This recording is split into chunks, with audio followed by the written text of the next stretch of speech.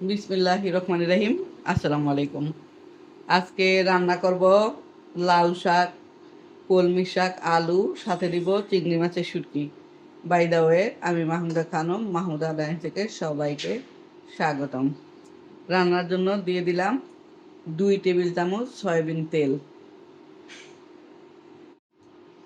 তেল গরম হয়ে গিয়েছে, দিয়ে দিচ্ছি রসুন আর পেঁয়াজ।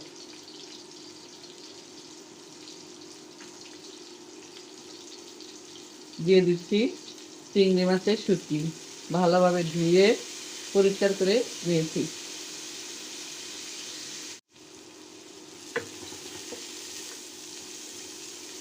দিয়ে দিচ্ছি ফ্রোজেন করা কাঁচামরিচ।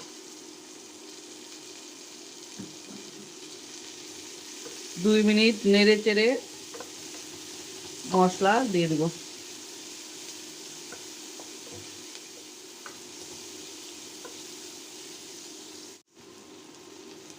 দুই মিনিট নেড়ে চেড়ে নিলাম।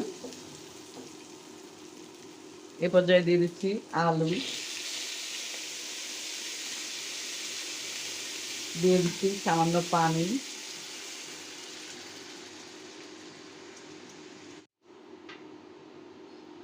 দিয়ে দিচ্ছি ধনিয়া গুঁড়া,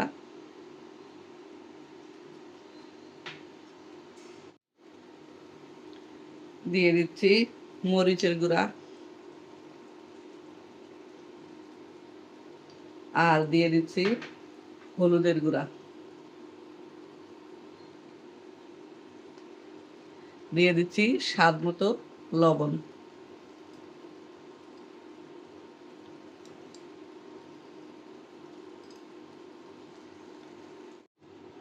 দিয়ে দিচ্ছি শাক। এখানে 2 রকমের শাক আছে, কলমি শাক আর লাউ শাক। ভালোভাবে কেটে খোসা ছাড়িয়ে নিয়েছি লাউ শাকের, কলমি শাকও কেটে নিয়েছি। এরপর পানি পাল্টিয়ে পাল্টিয়ে পরিষ্কার করে ধুয়ে নিয়েছি।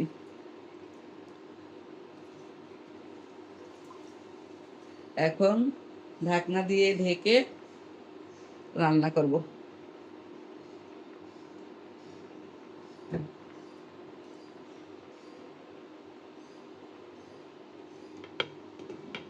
5 মিনিটের জন্য ঢাকনা দিয়ে ঢেকে দিচ্ছি। হয়ে গেল অল্প সময়ে অল্প উপকরণ দিয়ে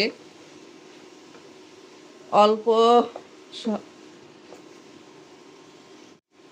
হয়ে গেল অল্প সময়ে অল্প উপকরণ দিয়ে কুমিল্লার একটি বিখ্যাত রান্না, বর্ষাকালীন রান্না। বর্ষাকালে যখন কিছু না পাওয়া যায় তখন এইসব রান্নাই গ্রামের মানুষের প্রিয় রান্না। খেতে খুবই ভালো লাগে ভাত, রুটি, পরোটার সাথে। খুব সুন্দর অ্যারোমা বের হয়েছে চিংড়ি মাছের।